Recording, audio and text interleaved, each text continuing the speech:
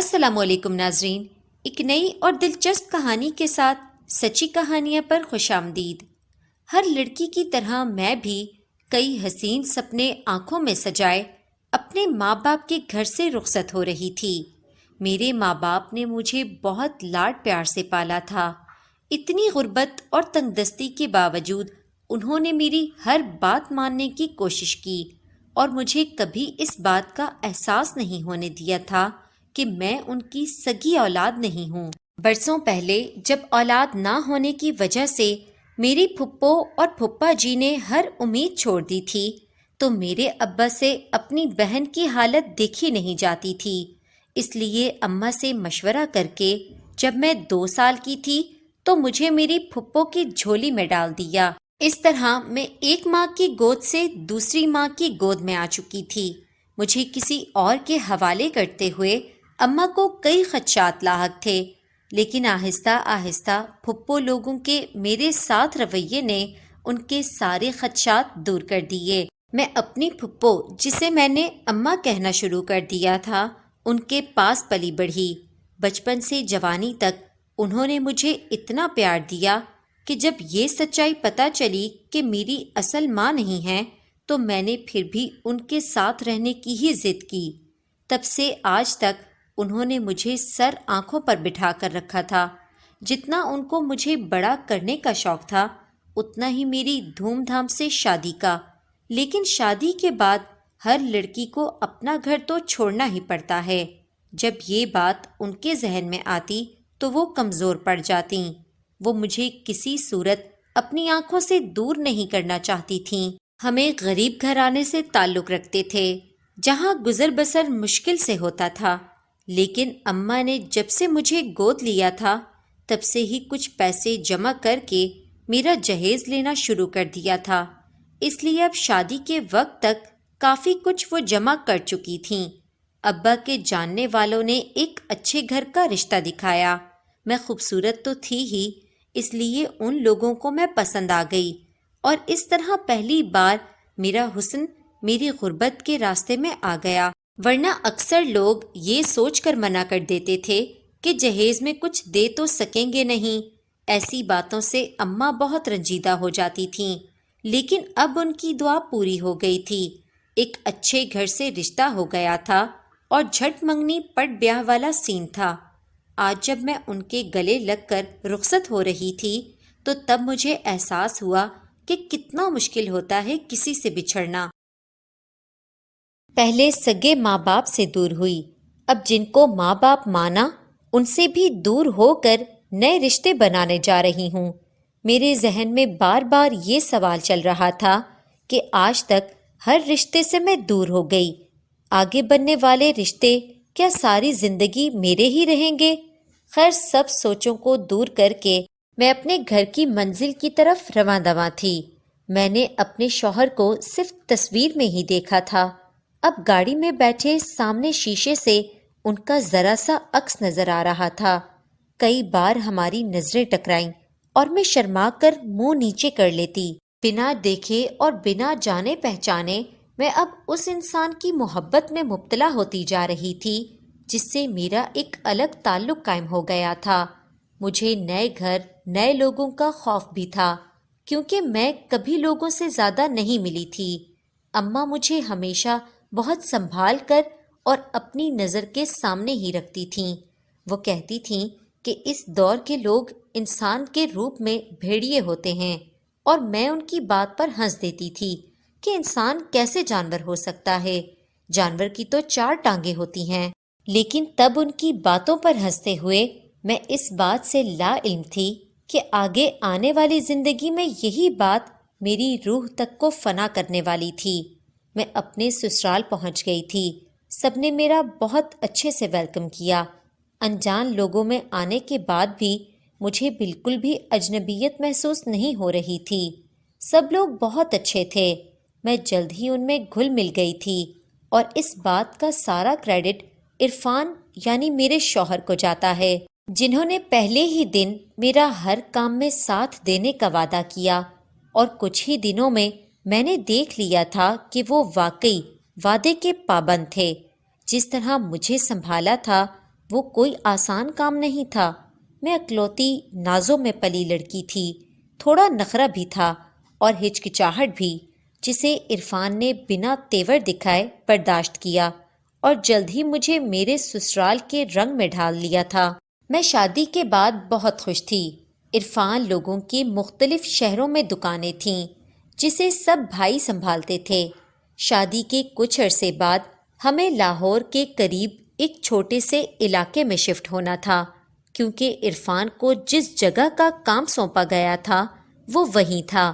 وہاں ان کے آبائی گھر موجود تھے، اس لیے رہائش کا کوئی مسئلہ نہیں تھا، اور میاں بیوی ایک الگ جگہ جا کر رہیں اس سے اچھی کیا بات ہونی تھی۔ اس لیے میں بھی خوشی خوشی سامان پیک کرنے لگی۔ 2 دن بعد ہمیں روانہ ہونا تھا۔ مجھے گھومنے کا بہت شوق تھا۔ شادی سے پہلے نہ تو جیب اتنا ساتھ دیتی تھی اور نہ ہی اماں جانے دیتی تھیں، اس لیے میں بہت خوش تھی کہ اب باہر گھومنے پھرنے کا موقع ملا ہے۔ عرفان مجھے اتنا خوش دیکھ کر بہت خوش تھے۔ ارینج میرج ہونے کے باوجود ہماری محبت اور انڈرسٹینڈنگ ایسی تھی جیسے کئی سالوں سے ایک دوسرے کو جانتے ہوں۔ عرفان میرے لیے اللہ کے بھیجے گئے انمول تحفوں میں سے ایک تحفہ تھے، جسے میں ہمیشہ سینے سے لگا کر رکھتی اور ان کی ہر بات کو منوان مان لیتی تھی۔ شاید یہی میری عادت انہیں پسند تھی اور وہ بھی مجھ پر جان دیتے تھے۔ ہماری محبت کی داستان سارے خاندان میں شادی کے کچھ عرصے میں ہی پھیل گئی تھی۔ جو کوئی بھی آتا وہ تعریفیں کرتے نہ تھکتا تھا۔ میں میکے آتی تو یہ بات اماں کو بڑے فخریہ انداز میں بتاتی، لیکن اماں کے چہرے پر خوشی کے بجائے پریشانی کے آثار نمایاں ہو جاتے، اور وہ کہتی کہ نظر بہت بری چیز ہے۔ ایک حسد کی نظر ہوتی ہے اور ایک اچھی نظر، اور نظر رشتوں کو کھا جاتی ہے۔ اس لیے روز نماز پڑھ کر اللہ سے دعا کیا کرو کہ تمہارے رشتے کو کسی بھی قسم کی نظر سے بچائے۔ اس کے ساتھ ہی وہ کئی آیتیں پڑھ کر پھونکتی تھیں اور وظائف بتاتی تھیں۔ شاید اللہ نے ماؤں کو ایسی حس دی ہوتی ہے کہ بچوں پر آنے والے خطرات انہیں محسوس ہونے لگتے ہیں، تبھی وہ اپنی نصیحتیں اور وظائف بتاتی رہتی جو بعد میں کام آ جائیں۔ لیکن کچھ میرے جیسی بد نصیب بھی لڑکیاں ہوتی ہوں گی جو ان باتوں کو نظر انداز کر کے اور مذاق میں ٹال کر اپنی زندگی برباد کر بیٹھتی ہیں۔ میں اور عرفان خوشی خوشی اپنے آبائی گھر آ گئے تھے۔ یہ 2 منزلہ مکان تھا جو کہ اچھا بنا ہوا تھا۔ ہمارے گھر کے سامنے والا گھر بھی عرفان کے ابو کا ہی تھا، لیکن وہ فی الحال خالی تھا۔ ہمیں کچھ دن اپنا سامان سیٹ کرنے میں لگے۔ اس دوران میں گھر میں سارا دن کام کرتی، سامان جگہ جگہ رکھتی، اور شام کو عرفان آتے ہوئے باہر سے کھانا لے آتے تھے۔ ان کا میری اتنی کیئر کرنا مجھے بہت اچھا لگتا تھا۔ میں اپنی زندگی کا ایک دن بھی ان کے بغیر تصور نہیں کر سکتی تھی۔ ہم جہاں رہ رہے تھے وہ جگہ ذرا سائڈ پر تھی، اور وہاں مکان بھی کم کم اور فاصلے پر بنے ہوئے تھے۔ شروع میں تو میں کام میں اتنا مصروف رہی کہ آس پڑوس میں آنے جانے کا موقع ہی نہ ملا، لیکن جب سامان وغیرہ سیٹ ہو گیا اور عرفان بھی پوری طرح کام پر توجہ دینے لگے تو میں گھر میں فارغ بیٹھ کر بور ہو جاتی تھی۔ پڑوسیوں کا گھر تھوڑا فاصلے پر تھا، اس لیے شاذ و نادر ہی ایک دوسرے کے گھر آنا جانا ہوتا۔ میں نے عرفان سے کئی بار شکایت کی کہ میں گھر میں بیٹھی بیٹھی بور ہو جاتی ہوں، تو وہ مسکرائے اور اگلے ہی دن ایک بڑا سا ٹی وی لے آئے گھر میں اور بولے کہ چلو تمہاری بوریت کا علاج میں نے کر دیا ہے۔ اب میں سارا دن مختلف چینل دیکھتی رہتی اور طرح طرح کے کھانے بنانا سیکھتی اور بنا کر عرفان کو کھلاتی۔ ہم بہت خوش تھے اپنی زندگی میں۔ ایک دن عرفان نے بتایا کہ ہمارے سامنے والے گھر کو کرائے پر دینے کے لیے انہوں نے اشتہار دیا تھا، اس لیے وہ گھر دیکھنے کچھ لوگ آئے ہیں۔ میں خوش ہو گئی کہ چلو کوئی فیملی تو پاس آ کر رہے گی۔ کچھ دن معاملات طے کرنے میں لگے اور آخر کار وہ گھر ہم نے کرائے پر دے دیا۔ لیکن 15 دن گزرنے کے باوجود بھی وہاں کوئی رہنے نہ آیا۔ عرفان بھی اس بات سے باخبر تھے کہ ایڈوانس کرایہ دے کر بھی کوئی آ کیوں نہیں رہا۔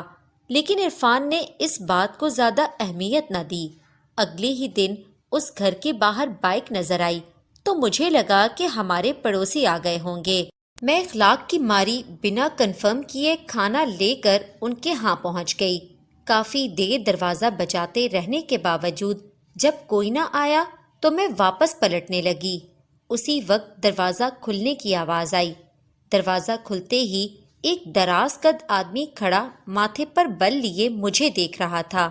میں نے گھبراہٹ چھپاتے ہوئے اسے بتایا کہ میں ان کی بیوی سے ملنے اور کھانا دینے آئی ہوں، تو فوراً میری بات کاٹ کر وہ بولا کہ وہ یہاں اکیلا رہنے آیا ہے اور میرے ہاتھ سے کھانا لے لیا۔ میں اس کی بات سن کر شرمندہ ہو گئی اور معذرت کرتی فوراً گھر کی طرف بھاگی۔ پیچھے سے وہ کیا کہتا رہا کیا نہیں، میں نے اس کی آواز پر کان نہیں دھرے۔ میں گھر آئی تو میرا سانس پھولا ہوا تھا اور ماتھے سے پسینہ ٹپک رہا تھا۔ میں ہمیشہ انجان لوگوں سے گھبراتی تھی اور آج جتنا بڑا بلنڈر میں مار آئی تھی، مجھے یقین تھا کہ عرفان آج ضرور ڈانٹیں گے کہ بنا جانے میں کیوں ایسے چلی گئی۔ شام کو عرفان آئے تو میں نے ان کو سارا واقعہ بتایا۔ انہیں برا تو لگا، لیکن انہوں نے ناراضگی چھپاتے ہوئے مجھے آئندہ احتیاط کرنے کا کہا۔ میں نے بھی ان کی ہاں میں ہاں ملائی۔ وقت گزرتا جا رہا تھا۔ وہ کرایہ دار شروع کا کچھ عرصہ تو ٹھیک رہا، لیکن پھر اس نے عجیب حرکتیں کرنا شروع کر دیں۔ صبح جب عرفان چلے جاتے تو وہ بہانے سے کوئی چیز لینے کے لیے گھر کے باہر آ کر کھڑا ہو جاتا۔ پہلے تو میں دروازے سے ہاتھ نکال کر اسے مانگا ہوا سامان پکڑا دیتی تھی۔ پھر ایک دن جب میں دودھ لینے کے لیے باہر گئی تو وہ اپنے گیٹ کے پاس کھڑا مجھے دیکھ کر مسکرا رہا تھا۔ میں نے فوراً دروازہ بند کر دیا۔ اس کے بعد کتنی دیر وہ دروازہ بجاتا رہا، لیکن میں نے نہ کھولا۔ میں نے سوچا کہ یہ بات میں عرفان کو بتاؤں گی، لیکن عرفان اتنا لیٹ آتے اور تھکے ہوئے ہوتے تھے کہ میں بتا نہ پاتی تھی۔ ایک دن عرفان کو کسی کام سے لاہور جانا تھا۔ وہ صبح سویرے نکلے اور رات تک واپس آنے کا وعدہ کر کے چلے گئے، لیکن رات کے 11 بج گئے تھے اور ان کا کوئی اتا پتہ نہیں تھا۔ اس دن موسم بھی کافی خراب تھا، زور زور سے بارش ہو رہی تھی۔ موبائل کے سگنلز کا بھی کافی مسئلہ چل رہا تھا۔ تبھی ان کا میسج جو شاید شام کو کیا گیا تھا مجھے ملا کہ موسم کی خرابی کی وجہ سے روڈز بند ہونے کے باعث وہ آج نہیں آ سکتے اور صبح سویرے آ جائیں گے۔ اس طوفانی رات میں گھر میں اکیلی تھی۔ مجھے بہت ڈر لگ رہا تھا اور نیند بھی نہیں آ رہی تھی۔ میں سونے کی ناکام کوشش کر رہی تھی جب مجھے کسی چیز کی آہٹ سنائی دی۔ میں سمجھی کوئی بلی ہوگی، لیکن کچھ دیر بعد جب کچن میں پانی پینے گئی تو واپسی پر بیڈ روم میں صوفے پر کرایہ دار کو بیٹھے دیکھ کر میری چیخ نکل گئی۔ میں لڑکھڑاتی ٹانگوں سے واپس بھاگی، لیکن اس نے فوراً لپک کر مجھے دبوچ لیا۔ میں خود کو چھڑوانے کی ناکام کوشش کرتی رہی، مگر اس کے خوفناک قہقہے میرے وجود کو توڑتے جا رہے تھے۔ میرا دماغ کام نہیں کر رہا تھا کہ میں نے تو سارے دروازے بند کیے تھے، پھر یہ گھر میں کیسے آ گیا؟ وہ ہنس ہنس کر بتا رہا تھا کہ میرا پہلے دن سے ہی تم پر دل آ گیا تھا، لیکن تم نے کبھی موقع ہی نہیں دیا کہ میں کچھ کہہ سکوں۔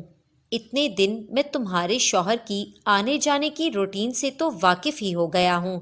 آج جب وہ نہیں آیا تو میں سمجھ گیا کہ ضرور موسم کی وجہ سے کہیں پھنس گیا ہوگا۔ چلو اس طوفان میں میرا تو کچھ فائدہ ہوا نا۔ یہ سب سنتے ہوئے مجھے جتنی نفرت اس سے ہو رہی تھی کبھی کسی سے نہیں ہوئی۔ میں اسے دھکا دے کر باہر کی طرف بھاگی۔ صحن میں تیز بارش کی وجہ سے ہر طرف پھسلن ہوئی تھی۔ میں گیٹ کی طرف بھاگنے کی کوشش میں وہیں سلپ ہو گئی۔ اس سے پہلے کہ میں خود کو سنبھال کر اٹھاتی، ایک سایہ میرے سر پر تھا۔ اس نے میرا بازو پکڑا اور گھسیٹتا ہوا مجھے اندر لے گیا۔ میں چیختی رہی اور اس سے رحم کی بھیک مانگتی رہی، لیکن اس نے میری ایک نہ سنی، اور وہ ساری رات جیسا طوفان باہر تھا اس سے بڑا طوفان میرے گھر میں آیا ہوا تھا جو میری روح کو فنا کر کے لے گیا تھا۔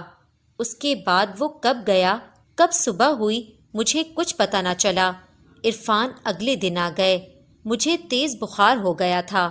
وہ سمجھے کہ میں رات موسم کی وجہ سے ڈر گئی ہوں، اس لیے وہ بہت شرمندہ ہوئے اور مجھ سے معافی مانگتے رہے، لیکن ان سے زیادہ شرمندہ تو میں تھی۔ میں ان سے نظریں نہیں ملا پا رہی تھی۔ کیا بتاتی کہ ان کی محبت، ان کی بیوی کل ان کے کرایہ دار کے ہاتھوں رسوا ہو چکی ہے۔ میں نے خاموشی اختیار کر لی اور صحیح وقت کا انتظار کرنے لگی۔ میں نہیں چاہتی تھی کہ کوئی مسئلہ ہو، کیونکہ عرفان بہت جذباتی آدمی تھے۔ یہ بات سن کر کوئی غلط قدم اٹھا لیتے۔ میں کسی صورت انہیں کھونا نہیں چاہتی تھی، لیکن میری خاموشی سے اس کرایہ دار کو اور شے ملتی گئی۔ اس نے مجھے تنگ کرنا شروع کر دیا۔ کئی مہینوں سے اس نے کرایہ بھی نہیں دیا تھا، جس کی وجہ سے عرفان بھی اس سے تنگ تھے۔ اوپر سے آس پڑوس والوں کو شکایت تھی کہ ایک اکیلے آدمی کو کرائے پر کیوں رکھا ہوا ہے، جبکہ سب کے گھر جوان بہن بیٹیاں ہیں جنہوں نے باہر آنا جانا ہوتا ہے۔ عرفان نے کئی بار اسے مکان خالی کرنے کا بھی کہا، مگر وہ ٹس سے مس نہیں ہو رہا تھا۔ نہ مکان خالی کرتا اور نہ ہی کرایہ دیتا تھا۔ اس حادثے کے بعد میں نے باہر جانا بالکل بند کر دیا تھا اور کسی کے لیے دروازہ نہیں کھولتی تھی۔ ایک دن دوپہر کے وقت دروازہ زور زور سے بجتا رہا۔ میں جانتی تھی کہ یہ وہی صفاق آدمی ہوگا، اس لیے میں کمرے میں ڈری سہمی بیٹھی رہی۔ اتفاق سے اس دن عرفان جلدی گھر آ رہے تھے۔ اپنے گھر کے باہر اسے کھڑے دیکھ کر وہ غصہ ہو گئے۔ مجھے باہر لڑائی کی آواز سنائی دی تو بھاگی باہر آئی۔ دونوں آپس میں لڑ رہے تھے اور عرفان غصے میں اس کے گھر کی طرف بڑھے اور مکان خالی کرنے کا کہنے لگے۔ وہ آدمی بھی اپنی ڈھٹائی پر قائم رہا۔ سب محلے والے یہ منظر دیکھ رہے تھے اور معاملہ ٹھنڈا کرنے کی کوشش کر رہے تھے۔ اسی دھکم دھکی میں عرفان نے اسے زور سے دھکا دیا اور اس آدمی کا سر گیٹ کے پاس لگے سریے پر لگ گیا۔ اتنی دیر میں وہاں پولیس بھی آ چکی تھی۔ اس آدمی کا بہت خون بہہ رہا تھا۔ یہ سب دیکھ کر میری جان نکل رہی تھی۔ پولیس عرفان کو پکڑ کر لے گئی اور اس آدمی کو ہاسپٹل لے جایا گیا۔ میں نے کانپتے ہاتھوں سے اپنے سسر اور دیور کو فون کر کے بتایا اور اگلے ہی لمحے وہ سب وہاں موجود تھے۔